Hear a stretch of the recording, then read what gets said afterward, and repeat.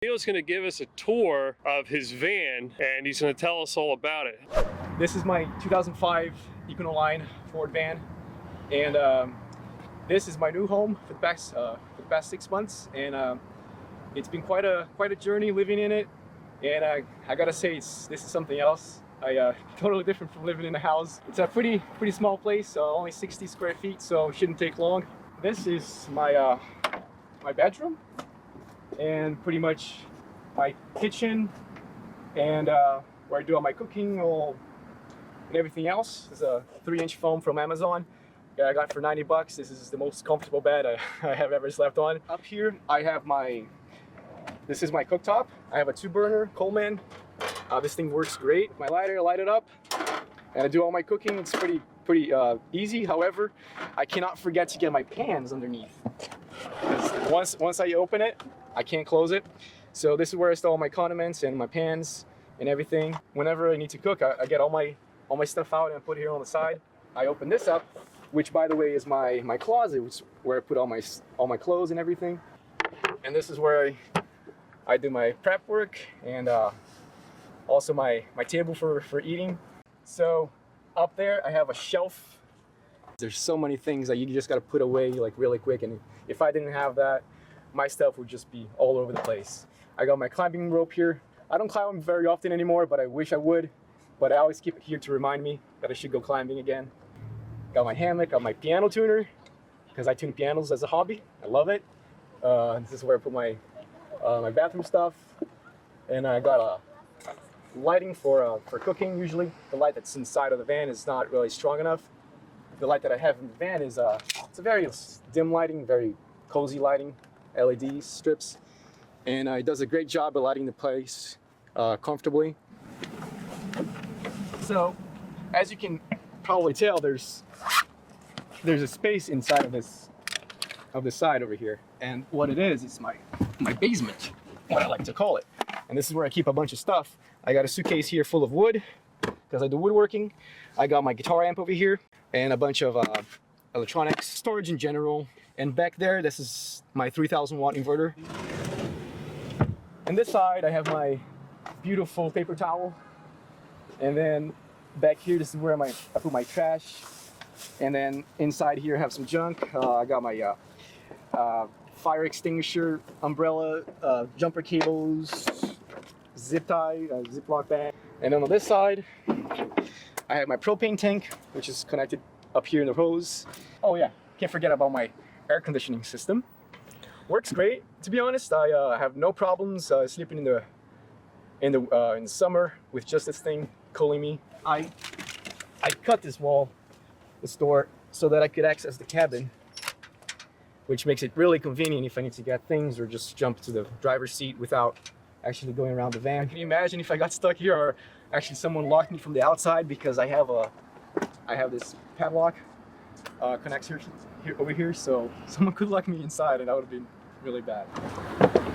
Since I don't drive with another passenger, I usually keep a bunch of stuff here. I got my skates over here, my boots, and some food. And in the middle, this is where I keep my refrigerator, my little cooler that runs off my car battery.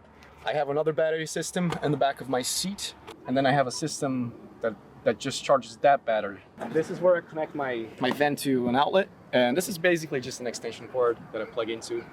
This back is a special part of the van. It's very different from most people's because I do woodworking, and I really wanted a wood shop, but obviously living in a van, that's not going to be very realistic. But I gave my best, and this is what I came up with. So this is my wood shop, workshop. You can see a huge drill press that I use very often. I have a computer in the back, big monitor screen, and I got a bandsaw, I got a printer, I got a lathe. It's a small lathe, but it does what I needed to do. All my shipping labels that I ship products for, and then up there, that big box is actually a laser engraver. A lot of my products need to be engraved and customized and personalized, so that is a big tool for my work. Up there is my workspace. Let me turn on the light. So I got my LED lighting strips over here for lighting, and when I bought these light strips, I did not know that I was going to be using them for this, because I bought them like a year ago. or years before building this project, and then ended up being the perfect size and the perfect intensity for this project. And over here, this is where I have a switch for my, right now it's connected to the outlet. So if I want to be input of the inverter, I gotta flip that switch and then turn my inverter on, which I can turn on right here. There's a remote control, so I can switch that on. And then when I'm not using that, I'll put it right back, and then I have power from the outlet. This is where I do most of my work. As you can see, I'm the perfect height for this. Width-wise, it is 6 feet, and since I'm 5'8", I have 4 extra inches to spare. This is where I keep like a bunch of my hardware for my products, which let me show you what I make. This is a guitar cable. I make these by hand. These are personalized wooden guitar cables, and I signed the package for every single one of them. This is a product made with a lot of love, and since I'm a musician, I play like 8 instruments. It's just a hobby, and I just love playing instruments overall. Cables for me was the perfect idea, and this is what I've got, and I got all this to actually build my cables. So this is like my jig that I have for engraving my cables, and I put my cables in here. I engrave the names of the person. I also do the packaging on this laser as well. I got all the different kinds of wood of guitars. I got steel guitars, classical guitars, ukulele, and I also have string winders, which is one of my other products that I make. It's for winding the peg of the guitar, which is a really useful tool. I love making harps. I love making random things, but I focus like 95% of what I do is for the cables and the winders. And also, I forgot to mention, I got some storage here. This is where I put a bunch of junk, a bunch of electronic stuff, just one of my jigs for making the cables. And talking about jigs, up here is where I have my steel jigs for making the cables. These are made out of just regular steel, laser cut to the design that I sent the company to make it for. And these things work great. I mean, it's a game changer from working with wooden jigs. This is absolutely amazing. And I have 2. So each piece of the cable requires that I have a certain jig. I have this for cutting part of it. I got this for cutting the arms, and then I have this whole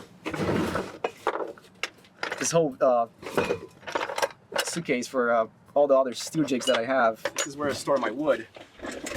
So down here, maybe you can see, maybe you can't. I have a bunch of woods. I'm working on some koa right now. This is one of the most precious wood that we have. A lot of the koa trees, they can only harvest whatever is already down.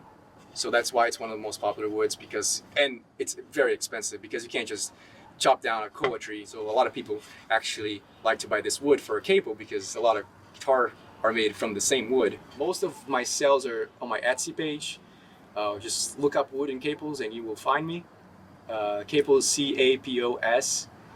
I'm probably one of the only people who make guitar cables out of wood. I love music and I love woodworking, and this is the thing for me. And I love designing things, so it's a project that took me.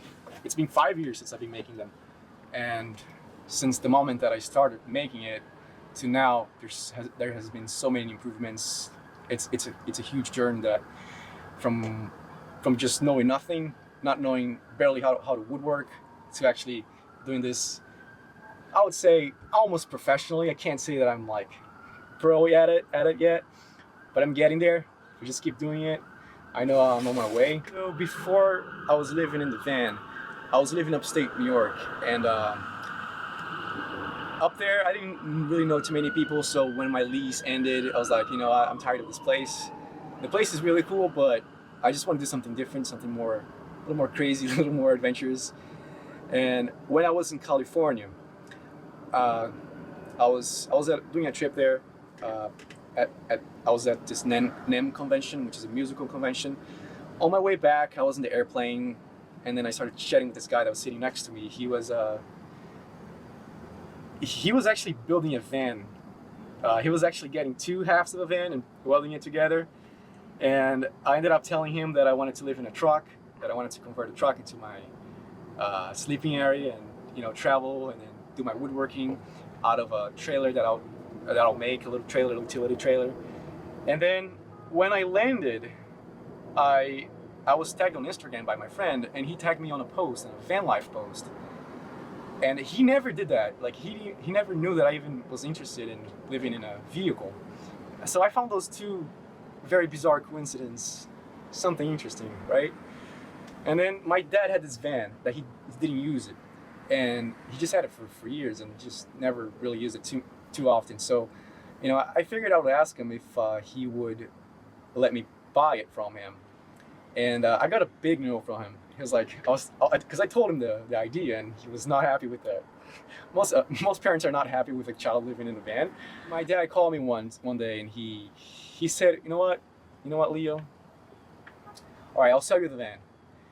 And I gave him a down payment, and now I pay him every month for the rest that I have to pay. So I kind of got a good deal from it.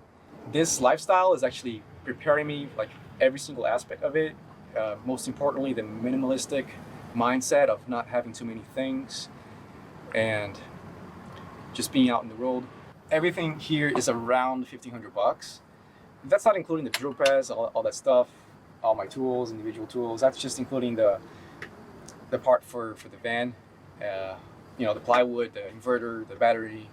The place that I work, it's a wood mill. It's one of the biggest wood mills in the Northeast, and it's a very farm environment. And they have a couple houses there, and one of the houses it's empty, and I get to shower over there and do all the bathroom stuff. And when I'm not, I'm at my parents' house or a friend's house, and they let me shower at their place. So I depend on kindness of people to let me shower and to use the bathroom. But if I didn't have that, if I was always on the road, I would just join a gym membership or, you know, LA Fitness. I park at the place that I work.